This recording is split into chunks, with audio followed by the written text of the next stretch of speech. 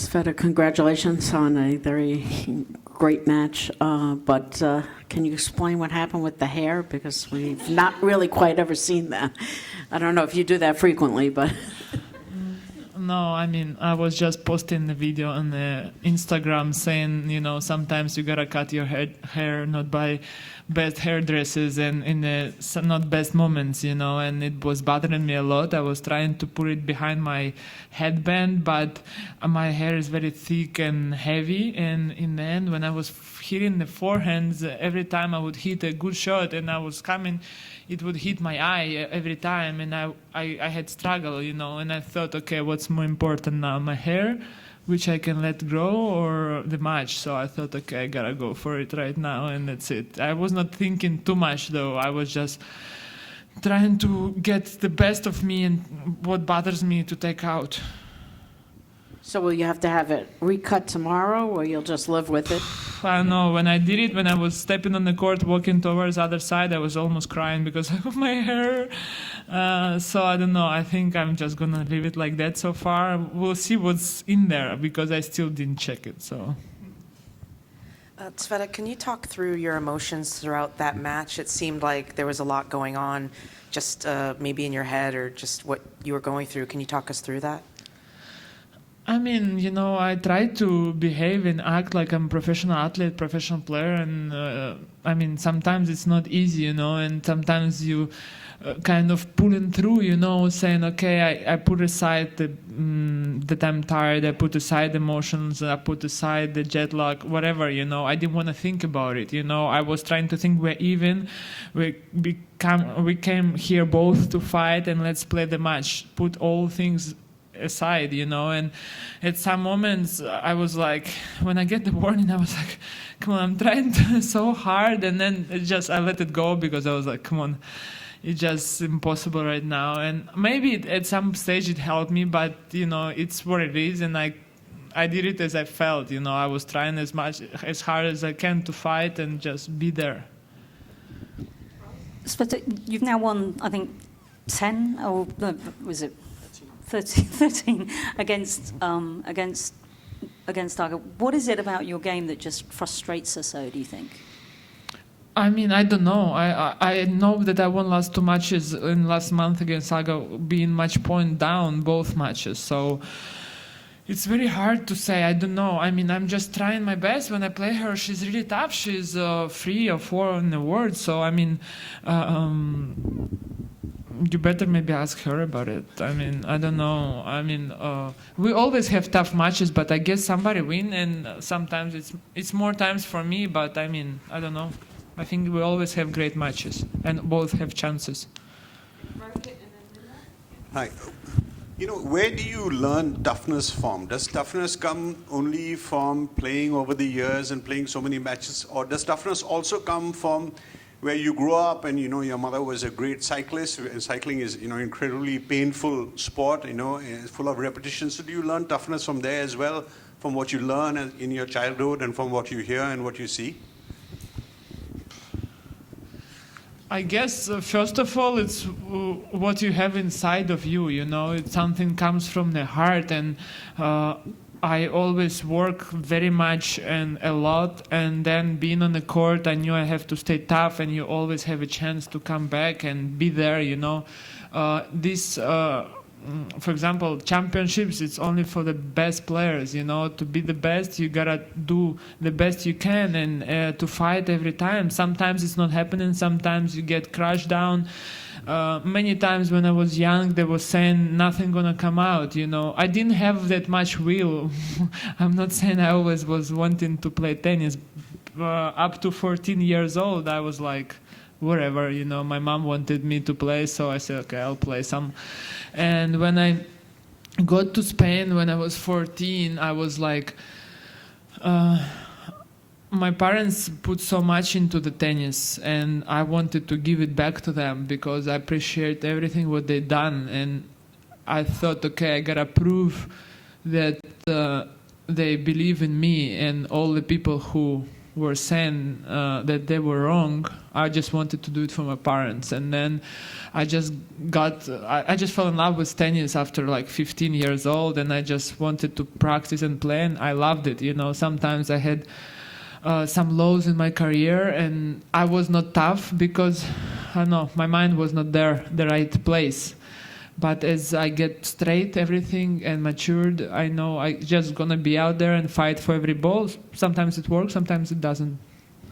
When you arrived here yesterday, were you confident you had this kind of match in you, and how much do you have left, do you think, for the rest of the week?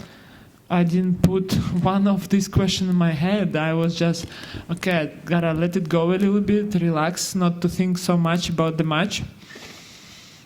Because before the final in Kremlin Cup, they told me, you know, the draw came out. So if you win, you want to know. I said, look, let me win. Let me just take match by the time, you know. And when I was flying to Singapore, I didn't want to know who I'm playing, because I was like, okay, just let me get there, you know, and just come slowly. And when I saw the court, it was totally different than Kremlin Cup. And I was like, okay, I just go out there and try my best. I'm already here, so.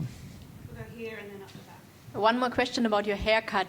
Do you always have scissors in your tennis bag? No, I knew it. I asked the umpire to bring large scissors because I knew by small I won't cut my hair. So, and I was like just cutting it. I was like, I cannot cut it because it's so thick and wet. So I was like, I don't even know how much I cut there. Agnieszka said that she made huge mistakes in decisive moments in this match. And for you, the most important moments and the key to winning this match?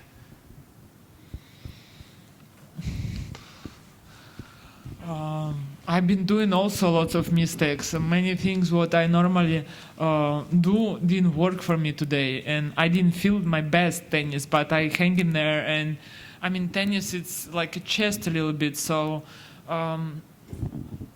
it's really hard to say, but even when she had match point, I thought I have to stay in there, you know, and make it uncomfortable to her. It's really hard to me to analyze the match right now, but I was serving important games, and I did double faults, which I didn't have to do, and I mean, it was even in the end, the match. I was not playing my best. I think she didn't play her best either, but somebody had to win it.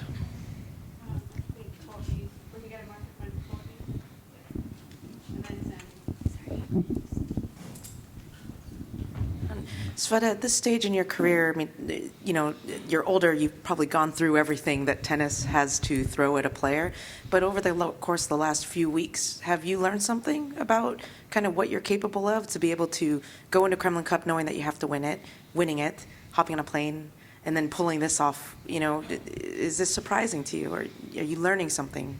I wish I could do it earlier in my earlier ages of my career, to believe more in myself. That's probably what I've learned more, you know, but I've just taken it step by step, everything. That's how it worked for me.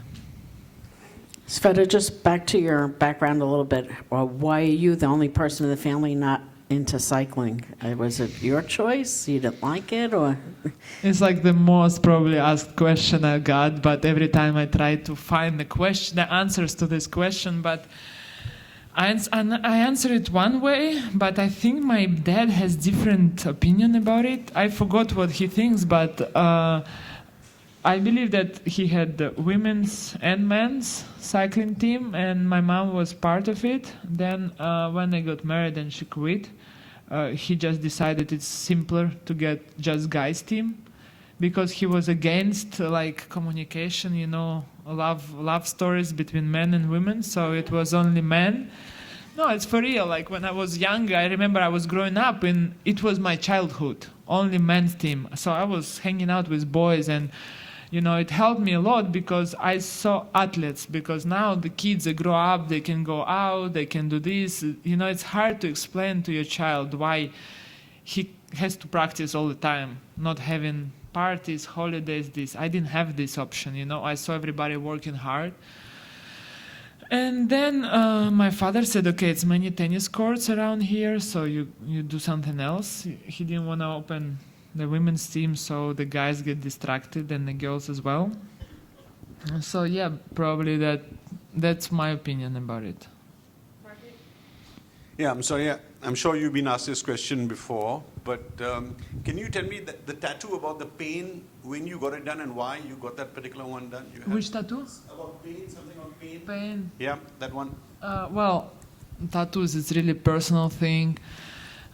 This tattoo, I didn't think too much about that, and I did it really quick. I think I would erase that tattoo. I think it's really meaningful and it's good meaning, you know, that pain doesn't kill me, I kill the pain, because I think we can be much stronger. That our weaknesses is, you know, and when you have pain, you can overcome any pain you have. You know, I think in the life you can be much stronger than you think. The same as here, you know, I came here, I was tired and jet lagged, but I didn't want to think about it, so I can be stronger. Any more questions? Yeah. You had a question.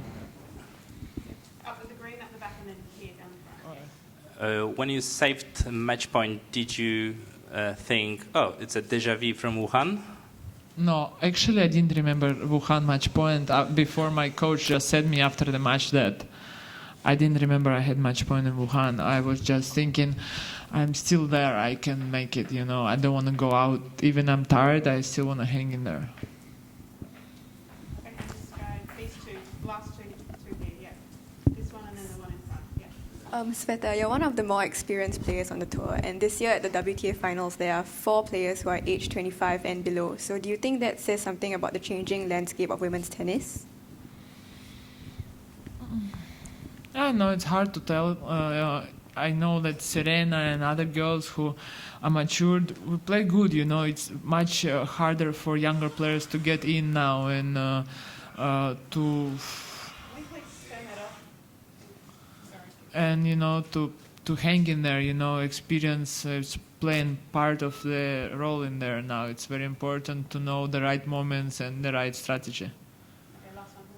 Well, you said you came here from Moscow and the court play is very different. Is it part of the experience you're talking about that you could adjust so quick? Because she obviously had been practicing a lot more than you on this court. Yeah, I was thinking about it, you know. I was like in Tianjin and Naga was in Tianjin, so we both played. Like I lost in the semis, I stayed up to Sunday. And Aga, I believe she played 2 matches Wednesday and Thursday. And then she pulled out and she said, oh, I'll go. I had a chat with her and she said, I'll go directly to Singapore and just get used to the balls, to the court and just rest couple days. And during this time, I went to Moscow, I played whole event and come here. I was like, okay, that's totally different. But I thought the court of here plays much better for Aga because the ball doesn't bounce that well. But still, you know, I thought I'm confident. You know, I had to think about some advantages to my side and just play there. Of course, I'm experienced because I didn't have to be frustrated that it's so many disadvantages just to play there. That's it. I've got a fan question from someone by the name of Ken Sincia. If you were stuck on a deserted island, what is the one item that you would need? Do I get any food there? Maybe not. Maybe scissors? Not scissors. The hair wouldn't bother me there, you know. Yeah, the phone. It's pretty boring answer, but yeah, the phone probably. No, sorry, Dolce, my dog. That's it, Dolce. I don't care about the phone there, you know. I'm stuck there. I'm fine to spend the rest of my days with my dog, so it's fine.